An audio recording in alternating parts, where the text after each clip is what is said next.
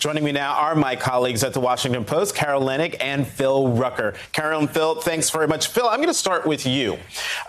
Trump was in Arizona yesterday. He broke out the greatest hits, among them being his rant about, quote unquote, voter fraud. Both of you talked to Donald Trump about this. Let's have a listen and I'll talk to you about it on the other side.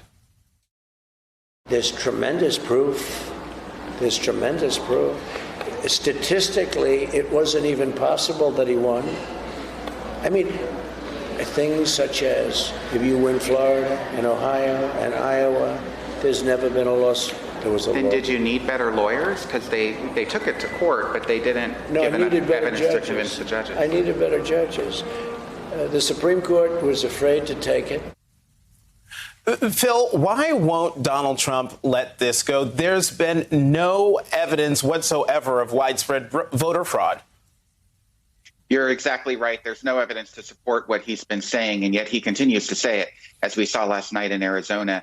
He's unwilling to accept the fact that he lost the election to Joe Biden, and he remains clinging on to these conspiracy theories that are just not true. There's no evidence to support it. Even his closest advisors, the Attorney General, Bill Barr, told the president, according to our reporting, that there was no evidence to support this widespread voter fraud. And yet Trump is clinging on to this idea that the election was rigged and somehow stolen from him. Carol, as you know, one of the conversations happening here in the country is about voting rights and the fact that the For the People Act is mired there in the United States Senate and can't get out of the Senate to President Biden's desk for signature because of the filibuster. You and Phil asked Donald Trump about the filibuster, and I want everyone to hear what he had to say about this, and then I'll talk to you about that on the other side. I tried to convince Mitch McConnell to get rid of the filibuster, to terminate it, so that we would get everything. And he was a knucklehead. And he didn't do it. He wouldn't do it. And so, Carol, calling the Senate minority leader, who was then majority leader, a knucklehead, that sort of gets to it's like one of the list of grievances Donald Trump has against Mitch McConnell. It's a long list, Jonathan, of the grievances he has with the former Senate leader. And it's a long list of people he has grievances with. When Phil and I sat with him in Mar-a-Lago, we were pretty taken aback by how many people he had harsh words for. Many of them loyal deputies, many of them people who helped him over and over again and enabled his agenda.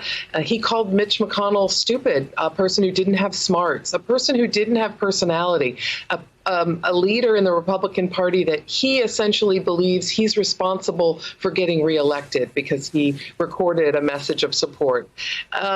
We can call Mitch McConnell a lot of things, but stupid's probably not one of them. He's a pretty cunning, tactical strategist, and he's been very successful in his agenda. So it was pretty striking. But to Donald Trump's mind, Mitch McConnell and many other very smart Republican leaders failed him. If you know anything about Washington and certainly about Capitol Hill, Mitch McConnell is one of the wiliest, sneakiest, dare say, brilliant strategists there is there on Capitol Hill. Phil, there is somebody who Donald Trump seems to really like, and I want people to listen to who Donald Trump really likes. And I'll talk to you about that on the other side. I got along great with him. I liked him. He liked me. We had a great relationship. And I said, there's no way he would ever vote to impeach me. He knew I was doing a great job. He said I did the best job of any president he's ever known. And I'd say, well, Manchin will never do it. Well, he does it all the time. He gets publicity, and then he goes along with the Democrats. That's the way it should be. Mitch McConnell, if he knew what he was doing, would have gotten Manchin to be a Republican. I've always said, go get Manchin. You can get Manchin to be a Republican. I neglected to mention that the person before that clip played that Donald Trump is talking about Joe Manchin, the senator from West Virginia, someone who figures prominently in, whether it's conversations about voting rights or about the filibuster. But Donald Trump really did and does like Joe Manchin. He sure does, Jonathan. And I think Manchin was sort of the white whale for Donald Trump. Throughout his presidency, he had these dreams that he was going to convert Joe Manchin into becoming a Republican, in part because Trump is so popular in the state of West Virginia. It's one of his highest vote totals, both in 2016 and in 2020. And he thought that he could somehow pressure, coerce, persuade Manchin to abandon the Democratic Party and become a Republican. That, of course, has not happened and may never happen. But it was one of those things that Trump thought a lot about throughout his presidency. Carol and Phil, Carol, I'll start with you first. Both of you covered the Trump presidency in real time. Then you went back and did more reporting for your book, I Alone Can Fix It.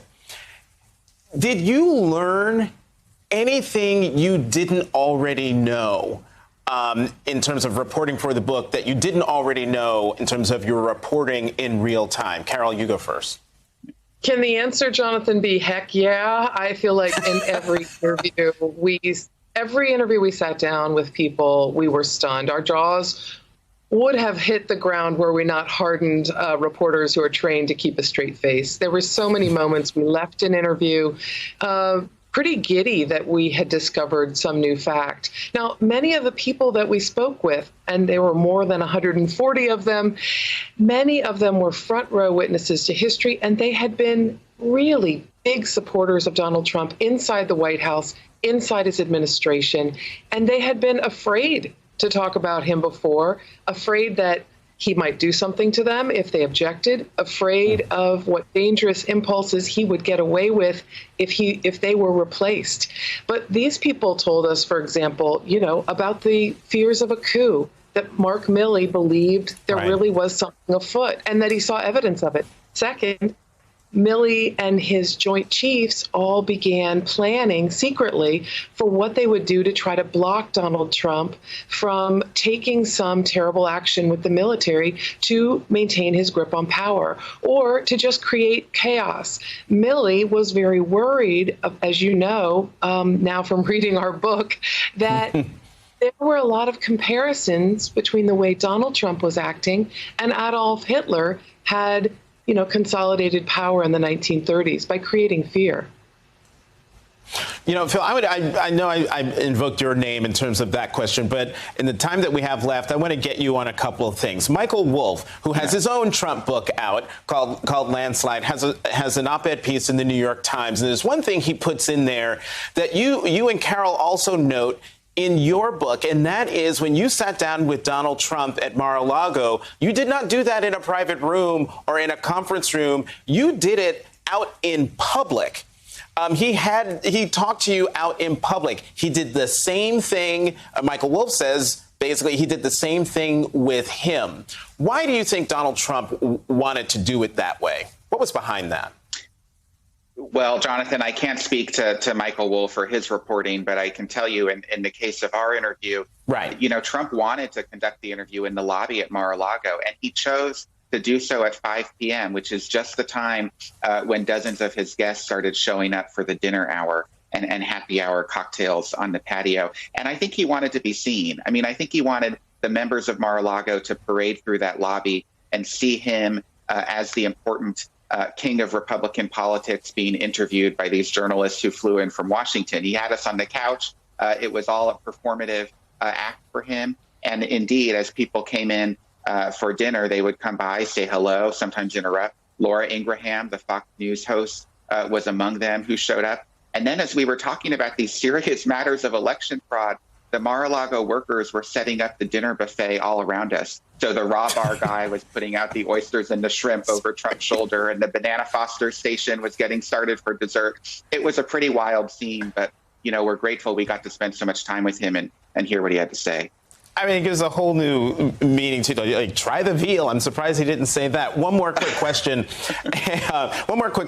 And that is this, and it's not to get you to respond to whatever Michael Wolff has written, but he does raise an interesting question. To his mind, based on his reporting, and he has written 3 books about the Trump presidency, he is convinced that Donald Trump is going to run again in 2024. And simply because he's got grievances and he wants to get back at people. After your reporting for your book, I Alone Can Fix It, and sitting with Donald Trump, hardened journalist that you are, Carol, then Phil, have you come away with the conclusion that you think Donald Trump will indeed run for president in 2024?